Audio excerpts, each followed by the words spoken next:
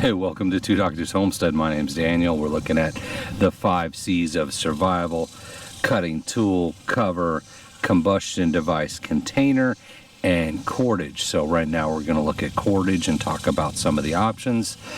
This is relevant whether you're creating your own bug out bag, whether you've got a get home bag, whether you're putting together a bushcraft kit, or even things you might want to think about for EDC, your everyday carrier.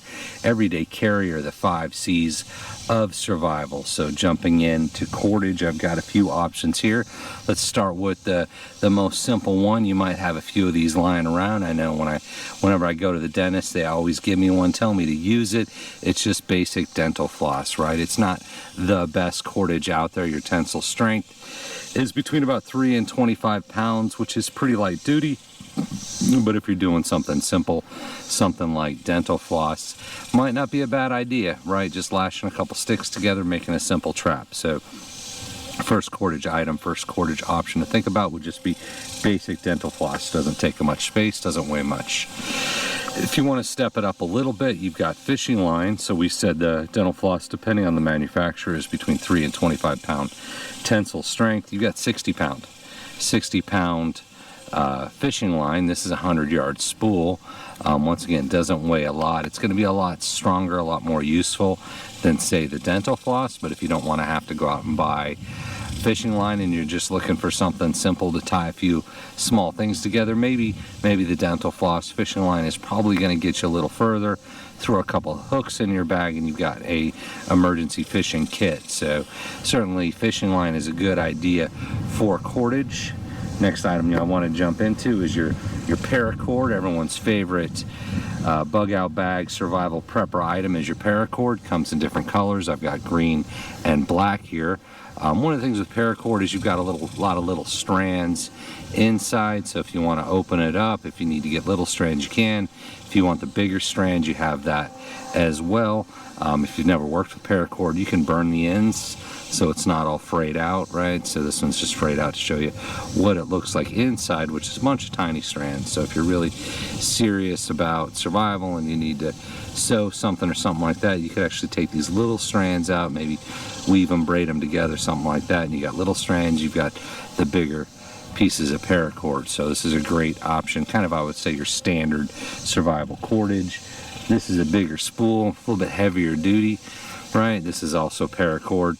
This one's 975 pound working load, 2,750 pound breaking point. It says 7-strand cord, but when I open it up, it's the same, just a little spool, that you get on the other Paracord, where it's just kind of spooled open like that. So not sure on the 7-strand.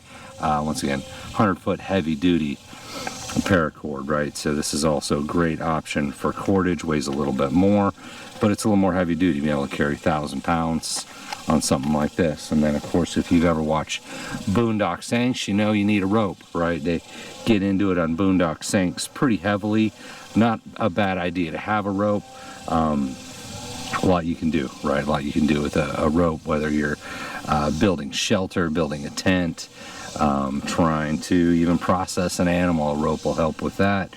You got to get your food when you're bugged out on the go, surviving, living in the woods alone in the jungle, right? You've got to have your rope. So also a great option for cordage. Now this is a little bit heavier. You probably won't want to try to put this in your pocket. People are going to look at you funny on everyday carry, but you could strap it to your pack, right? Use it to tie down loads in your truck. I think rope is very important. So that's the 5 C's of survival, right? Once again, cutting tool.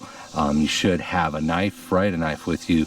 I always carry a pocket knife, but there's other knives that we got into with different purposes. You've got your container. You want to be able to carry water, boil water, cook your food. You have your cover, whether it's a blanket, sleeping bag, something like that.